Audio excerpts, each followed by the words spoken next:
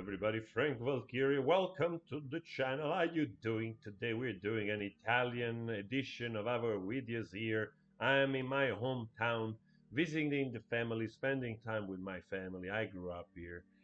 Still enjoying it very much. It's a beautiful place where I grew up. So, anyway, we got to keep going. A lot of you asked me to cover the news about Alex Jones, and this is another defamation case that just part of it came to an end, and we're discussing it a little bit, the articles. Of course, most people are familiar with Alex Jones. He started out as a more like alternative media source, and in the beginning almost seemed like a kind of a legit guy. I used to follow him as well, but as time went by, it started to become more and more conspiratorial, to the way where it's unfortunate that a lot of people side with, like you start to go so deep in the rabbit hole that you start to entertain notions of like flat earthing or all kinds of other crazy stuff. And even though some stuff perhaps might have been in line with a possible truth, a lot of things just started to go berserk.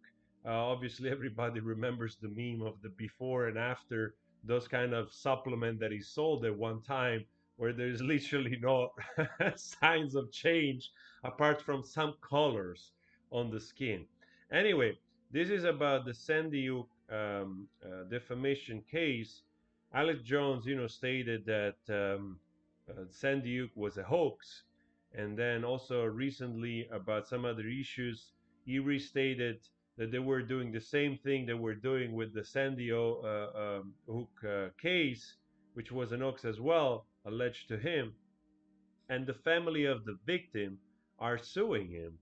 Um, I mean, honestly, I don't know what to tell you, man, because it feels like this guy just went too deep in the madness of his own creation, He just went too deep into this sort of caricature of his character, unfortunately, and he just lost it, In order to appeal to, let's say, the hardcore, I don't know, like Second Amendment lovers, gun at all cost kind of people, without questioning anything, he just ended up being this sort of like bizarre creation of himself, to the point where he alleged, the wrong, the Sandy Hook school shooting, um, and frankly is paying the consequences for that. He's gonna pay already $4 million. I just briefly recap here for you. Um, for years, Johnson, bombastic far-right provocateur, ranted to millions of followers that the 2012 Sandy Hook Elementary School shoot was a hoax. The children were not ill, but the parents were crisis actor in an elaborate ruse for forced gun control. The parents of 6-year-old Jesse Lewis are seeking at least $150 million in defamation trial brought against a prominent radio host. Man, this guy is so screwed up. It's unreal.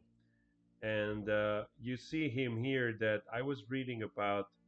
This is the moment basically he realizes that his lawyers, by accident, sent a whole entire like bunch of texts from his phone to the lawyers of the victims, and it's just insane. Mark Benston, a lawyer for the plaintiff, presented a text message about Sandy Hook that Bankston say came from Jones' cell phone. "Do you know where I got this?" Bankston asked Jones. "No," Jones replied. Bankston explained, "12 days ago, your attorney messed up and sent me an entire digital copy of your entire cell phone with every text message that you have ever sent for the past 2 years, and when informed, did not take any step to identify it is privileged or protected."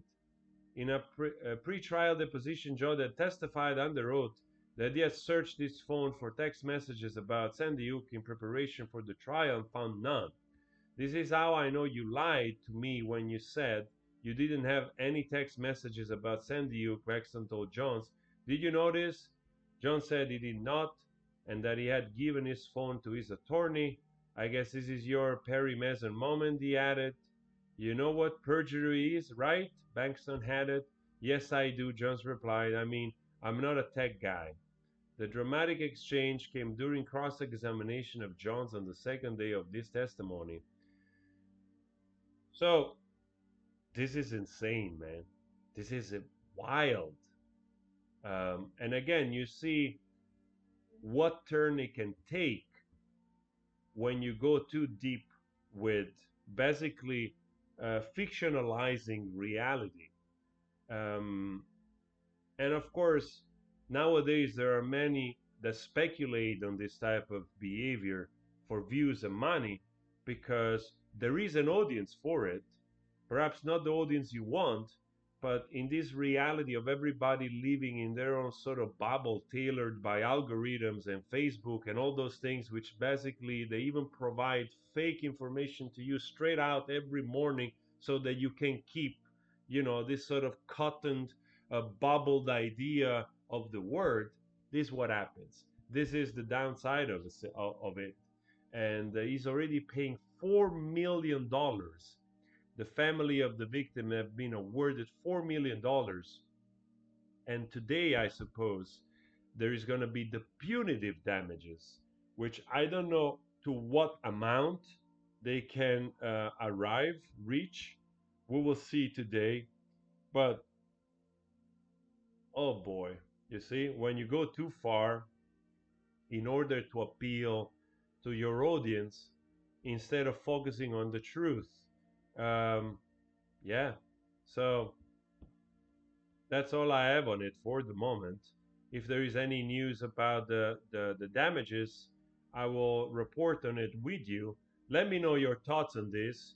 Let me know if you knew about Alex Jones. I wonder if he's going to go on Joe Rogan podcast because they used to be friends.